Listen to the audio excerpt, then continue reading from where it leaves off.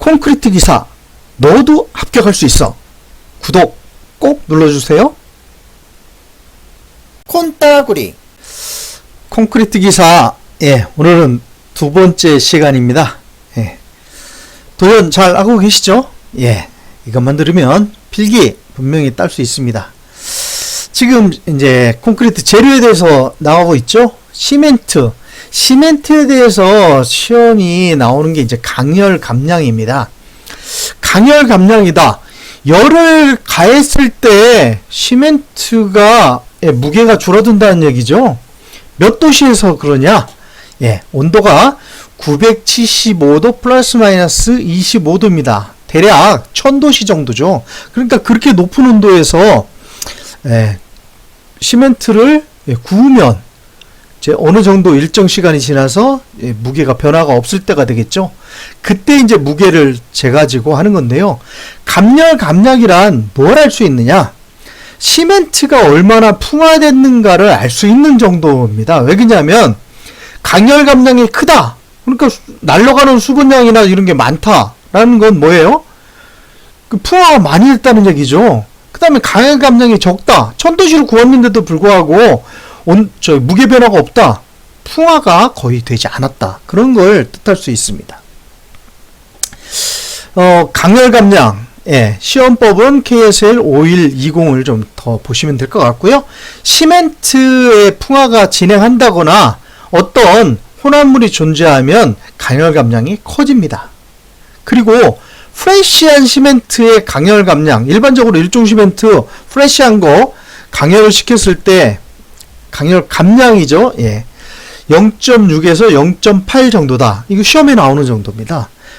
프레시한 시멘트의 일반적인 강열 감량은 0.6에서 0.8% 정도다. 온도 975 플러스 마이너스 25도씨 이것도 두 개를 반드시 알아두셔야 되고요.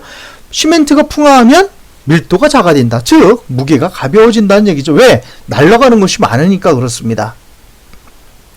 자, 두 번째 시멘트의 밀도입니다. 밀도, 부피분의 질량이죠. 그러니까 어떻게 할 수 있느냐? 어떤 부피 내의 시멘트의 무게, 이렇게 알 수 있습니다. 시멘트의 밀도는 왜 재느냐? 콘크리트 단위 중량 및 배합 설계할 때 무게로 합니다. 킬로그램, 몇 킬로그램. 당연히 그래서 시멘트 밀도가 필요하고요. 또 시멘트가 풍화됐나 안 됐나, 그래서 풍화 정도 및 시멘트 종류까지 추정할 수 있습니다. 시멘트 목적도 알아두셔야 되고요. 자, 시멘트 밀도가 적어지는 경우, 시멘트 밀도가 많아지는 경우, 겠지만 시멘트 밀도가 적어지는 경우, 무게가 가벼워지는 경우도 이거 시험에 나는 겁니다. 시멘트가 많이 풍화되었을 때, 또 클링커 소성이 불충분할 때, 그러니까 불로 더 1000도씨로 구우니까 더 반응한다는 얘기죠. 그 다음에 장기간 시멘트를 저장했을 때 시멘트가 풍화된다는 얘기입니다. 그리고 기타 다른 혼합물이 섞여 있을 때 그렇게 강열 감량이 커진다고 말씀드렸죠. 시멘트 밀도가 작아지는 경우, 시멘트 무게가 가벼워지는 경우, 시멘트가 풍화되는 경우 똑같은 겁니다. 강열 감량이 커지는 경우 잊지 마셔야 돼요. 이 네 가지 꼭 기억해 주시기 바랍니다. 자, 다음은 시멘트의 안정성입니다. 시멘트 안정성이라는 것은 시멘트가 경화 중에 팽창 균열이나 쉼 등이 생기는 정도를 얘기하는데요. 균열은 뭐 때문에 나느냐? 보통 이 세 가지, 유리 석회가 과다했을 때, 또 MgO가 함량이 많아졌을 때, 너무 많았을 때, 또 석고 첨가량이 많을 때 균열이 발생됩니다. 이 세 가지 기억하시고요. MgO 함량, 이 마그네슘 때문에, 그 팽창성 때문에 유리 마그네슘이 이제 그 균열을 낸다라는데요. MgO 함량에 대해서 시험 문제가 난 적이 있습니다. 어떤 거냐? 수화 반응 중 콘크리트의 팽창 균열 발생이 염려됐을 때 MgO 때문에 그렇다고 말씀드렸죠. MgO가 과다됐을 때 고르슬래그 미분말 제조 시에 MgO 함량은 10%를 넘어서는 안 됩니다. 또 시멘트 제조 시에 역시 MgO 함량이 5% 이하여야 됩니다. 이거 꼭 알아두셔야 됩니다. 자, 시멘트 제조법은 습식법하고 건조법이 있습니다. 시멘트 습식법이 필기에 2번 정도 나왔죠. 자, 시멘트 습식 제조법, 습식하기 때문에 열량 손실이 많습니다. 그죠? 물 묻은 거 만들 때 훨씬 더 열량이 필요로 하죠. 또 원료를 미분말로 만들기가 훨씬 더 습식 제조법이 쉽습니다. 또 습식으로 하기 때문에 먼지가 적게 나요. 네, 그리고 보통 네 번째를 가지고 문제를 많이 꼬는데요. 원료 분쇄기에 물을 40% 정도를 가한 후에 분쇄하는 방법. 습식이죠. 그러니까 40% 정도입니다. 근데 이제 10% 정도 가하면 반습식이라고 그럽니다. 그래서 반습식하고 헷갈리지 마세요. 건조법, 습식법, 반습식 제조법이 있는데 습식법은 40%를 가한 후 분쇄한다 법입니다. 시멘트 저장 방법에 대해서 한 2번 정도 문제가 났습니다. 시멘트 저장 쉬울 것 같지만 숫자의 문제입니다. 자, 시멘트는 품종별로 구분하여 저장합니다. 뭔가요? 1종, 2종, 3종, 4종, 5종 각 성분이 다르기 때문에 각각 분류하여 저장하는 거 뭐 쉽겠죠? 그리고 시멘트를 우리가 팩으로 해가지고 40kg 푸대로 쌓을 때 13포대 이하로 하는 것이 바람직합니다. 왜? 너무 많이 위로 싸면은 눌리는 압도 있죠? 또 저장 기간이 길어질 경우 보통 3개월 정도가 넘는다 그러면 13포대가 아니라 7포대 이상 쌓아 올리지 않는다. 그래서 이 13이나 7이라는 숫자로 문제를 좀 엮어냅니다. 약간이라도 굳은 시멘트는 공사에 사용하지 말아야 됩니다. 굳었다 그러는 건 풍화가 많이 됐다는 거죠. 또 3개월 정도 이상 장기간 저장했다라고 하면 사용하기에 앞서 반드시 시멘트가 안정성이라든지 아니면 풍화도라든지 여러 개 다 이상이 없는지 재시험을 실시해야 됩니다. 시멘트 강도, 시멘트 몰타 강도로 합니다. 자, 시멘트의 온도는 일반적으로 50도 정도 이하를 사용하는 것이 좋습니다. 그래서 50도가 이거보다 더 높은 상태가 되면 어떻게 될까요? 너무 빨리 반응을 하겠죠. 물하고 섞어서 콘크리트를 만들 때. 그래서 물하고 골재하고 먼저 섞어서 온도를 낮춰진 상태를 했을 때 시멘트를 넣는 겁니다. 자, 다음은 온도가 너무 높을 때 낮춘 다음 사용한다. 뭐 당연하겠죠. 자, 다음 중요합니다. 시멘트의 저장시설 용량은 며칠 분 이상? 3일분입니다. 왜? 시멘트 회사에 양효회사에 해가지고 하면 실이 걸릴 수가 있어요. 주문하고. 그래서 반드시 3일분 이상을 꼭 저장하고 있어야 됩니다. 골재는 며칠 분일까요? 골재는 하루 이상 저장하면 됩니다. 그래서 골재랑 헷갈리지 마세요. 시멘트는 3일분 이상입니다. 자, 지면으로부터 습기를 받지 않기 위해서는 30cm 정도 띄어서 저장하는 거죠. 포대를 저장할 때 얘기하는 거죠. 그래서 0.3m 30cm 이상 띄어서 습기가 받지 않도록 한다. 그리고 이게 좀 헷갈리시는데요. 별도의 환기창을 만들지 않는다. 왜? 별도의 환기창이 있으면 그 창으로 어떻게 될까요? 수분이 들어올 수 있습니다. 습도가 들어오죠. 그래서 출입구 말고는 가급적 출입구 외에 창문이 없는 쪽에 시멘트를 저장합니다. 왜? 외부 공기 접촉을 하지 않도록 합니다. 자, 정리합니다. 품종별로 따로 저장하고 쌓아 올리는 높이는 13포대 이하, 저장 기간이 길어질 때는 7포대 이하, 그 다음에 3개월 이상 저장한 시멘트는 반드시 사용 전 재시험하고요. 시멘트 온도는 50도 이하가 되도록 해서 물하고 반응시킵니다. 그 다음에 시험 문제, 저장시설 용량은 3일분 이상 축적한다. 또 습기를 방지하기 위해서 30cm 이상, 0.3m 이상 높게 하고요. 그 다음에 별도 환기창을, 별도의 출입구를 만들지 않고 출입문 하나만 가지고 하는 거죠. 외부 공기 접촉을 하지 않도록 합니다. 자, 다음은 시멘트가 아니라 물입니다.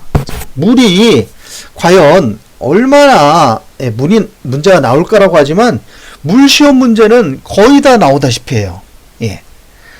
3회 시험에 한 2번 정도는 나옵니다. 반드시 알아주시고요. KSF 409에 나와 있습니다. 상수돗물, 수돗물은 일반적으로 검증이 다 된 거예요. 그래서 상수돗물은 품질 시험을 하지 않아도 사용할 수가 있습니다. 왜? 상수돗물의 품질은 이렇게 색도, 탁도, 수소이온, 농도, 증발 잔류물, 염수이온량, 과망연산 칼륨 소비량의 기준이 다 있어서 이렇게 품질 시험이 다 끝난 겁니다. 그래서 시험을 별도로 안 해도 사용할 수 있어요. 수돗물은. 그러면 이걸 안 해도 되느냐? 여기에서 문제가 납니다. 수돗물의 수소이온 농도, pH, pH, 산성도라고 얘기하죠. 5.8에서 8.5, 그 다음에 염소이온량 250mg 리터당, 반드시 기억해 주시기 바랍니다. 그러면 배합수로서 상수돗물 이외에 지하수를 쓰는 경우가 많죠. 지하수는 위치별로 품질이 각각 달라요. 그래서 반드시 품질 시험을 하여야 합니다. 상수돗물 말고, 수돗물 말고는 나머진 다 품질 시험을 해야 돼요. 그러면 어떤 기준에 만족해야 되느냐? 현탁 물질의 양이 1리터에 2g 이하. 그러니까 현탁이라는 게 뭐예요? 탁한 상태의 그 물을 얘기하는 거죠. 용해성 증발 잔류물의 양 1리터당 1g. 염수이온량은 수돗물하고 동일합니다. 1리터에 250ml 이하. 시멘트 응결 시간의 차를, 이 시험 문제를 좀 가끔 내는데요. 초결은 30분 이내, 종결은 60분 이내. 그러니까 초결이라는 게 뭐예요? 시멘트가 물을 만나서 응결되기 전에 먼저 출렁출렁한 상태인데 거의 유동성을 살짝 잃어버리는 정도. 그러니까 움직임이 거의 없어진다는 상태죠. 스스로 움직임 얘기하는 겁니다. 그럴 때가 한 30분 정도. 그 다음에 만약 경화가 된다면 한 60분 이내에 경화로 들어가지 말아야 될 것. 그러니까 초결 30분 이내, 종결은 60분 이내에 시멘트 응결 시간의 차에 기억하셔야 됩니다. 물탈 압축 강도비. 시멘트는 물탈 압축 강도로 시험을 하는데요. 물탈 압축 강도비 재령 7일 또는 재령 28일 각각에 대해서 몰탈 압축 강도 비가 90% 이상을 나타내어야 합니다. 꼭 기억하세요. 자, 배합수로 쓰는 것은 일단 레미콘사에서 이제 현장에 갔다가 레미콘 차량 씻어가지고 나올 수도 있고, 안 그러면 레미콘을 반입을 했다가 아니다, 맞지 않다, 아니면 품질이 맞지 않다 해서 회차시켰을 때 공장에 들어와서, 레미콘 공장에 들어와서 세척하죠. 그래서 골재를 발라내는데요. 자, 회수수. 레미콘 공장에서 운반차나 믹서, 호퍼 등에 붙잡힌 콘크리트 아니면 현장에서 되돌아오는 레미콘을 세척해서 장골재, 굵은 골재를 뽑아내는, 그리고 나온 세척 배수를 얘기합니다. 그러면 거의 탁수겠죠, 그죠? 그래서 그걸 슬러지수라고 합니다. 회수수는 탁수인 슬러지수하고 만약에 가라앉히면 위에 맑은 물이 뜨잖아요. 물론 화학적 어떤 성분은 갖고 있지만 맑은 물, 그걸 상징수라고 하죠. 그래서 슬러지수, 상징수를 합친 걸 회수수라고 합니다. 그럼 상징수를 지금 말씀드린 대로 슬러지 고형물을 가라앉혔을 때 위에 맑은 물, 그죠? 슬러지수는 맑은 물을 제거한 밑에 탁수, 진짜 진한 탁수죠. 그런 슬러지수를 약 100도 정도, 슬러지수를 105도에서 110도 이 온도도 가끔 문제가 나는데 온도 문제니까 참 쉬워요. 그래서 슬러지를 105도에서 110도에서 건조시켜서 말려가지고 물은 증발시켜서 건조시키는 그 밀가루 같은 분체, 고형분, 슬러지 고형분이라 얘기합니다. 단위 슬러지 고형분이란 1세제곱미터에서 고형분을 얘기하는 거죠. 자, 회수술을 사용할 수 있습니다. 그죠? 보통 회수술을 지금 굵은 골재나 잔골재 뽑아내서 이용하고요. 그 탁수를 사용하게 되는데요. 단 조건이 있습니다. 이 슬러지 고형분, 슬러지수를 105도나 110도에서 증발시켰을 때 밑에 고형분율이 시멘트 중량의 3%를 초과하면 안 됩니다. 이 숫자 중요하겠죠? 시멘트 중량의 3%를 초과하지 않는 상태일 때 회수술을 씁니다. 그나마 일반적으로는 회수술을 쓰지만 고강도 콘크리트에서는 회수술을 사용하지 말도록 되어 있습니다.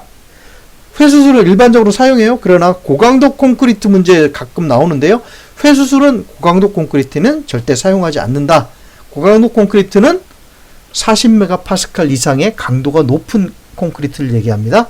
또 레미콘의 배합 시 회수술 중에 함유된 슬러지 고형분은 물의 질량에는 포함되지 않습니다. 고형분이기 때문에 그렇죠?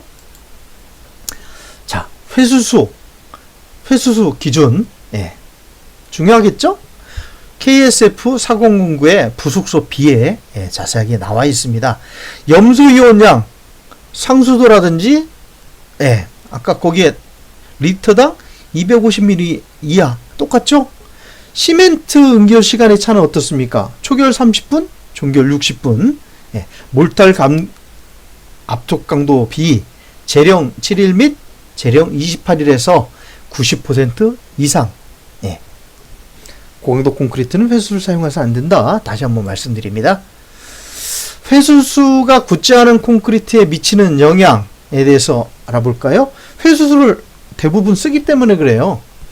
그러나 일반적인 콘크리트에 회수수가 많이 들어가면 어떤 영향이 있을까요?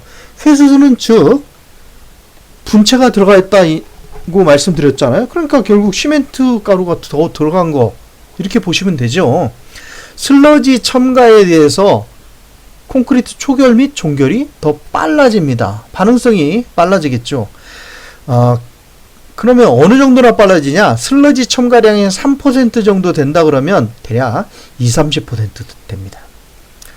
슬러지 첨가에 따라 블리딩률은 감소합니다. 왜? 분체가 많아지기 때문에 블리딩률이 감소하는 거죠. 그러면 얼마나 감소하느냐? 슬러지 첨가량 3%에 대략 1 내지 1.5% 정도 감소합니다. 또 슬러지 첨가에 대해서 분체가 들어가서 공기량이 감소합니다. 대략 슬러지 첨가량 1%의 AJ 증가량은 8 내지 12%입니다. 왜? 슬러지 첨가에 대해서 공기량이 감소하니까 그 감소에 대해서 플러스 마이너스 해주기 위해서 더 AJ를 넣어줘야 되겠죠. 인공적인 공기량입니다. 그래서 AJ 증가량이 대략 슬러지 첨가량 1%에 8 내지 12%.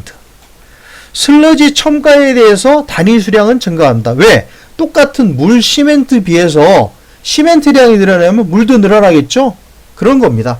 WC죠. 그러니까 C가 슬러지 첨가에 의해서 결국 그것이 늘어나니까 결국 수량이 증가하는 겁니다. 그러면 슬러지 첨가량 1%에 대해서 단위 수량은 한 1 내지 2% 정도 합니다. 슬러지 고형분율이 증가하면 슬럼프치는 저하하게 돼 있죠. 슬러지 수를 혼합수로 사용했을 때 콘크리트의 특성에 대해서 다시 한번 콘크리트로서 정리를 했습니다. 슬러지 고형분이 많은 경우에 단위 수량 증가시킨다. 왜? 물시멘트비 아까 말씀드렸어요. 고형분은 물을 필요로 합니다. 그래서 단위 수량이 결국 증가되는 거죠. 또 슬러지 고형분이 많은 경우 잔골재율을 감소시킵니다. 이거 기억하셔야 됩니다. 잔골재율은 SA로 얘기하죠. 스몰A입니다.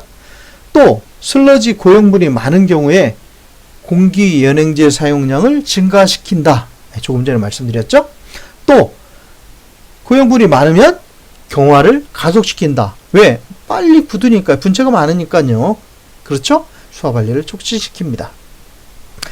자, 다음 시간은 이 골재에 대해서 말씀드리도록 하겠습니다.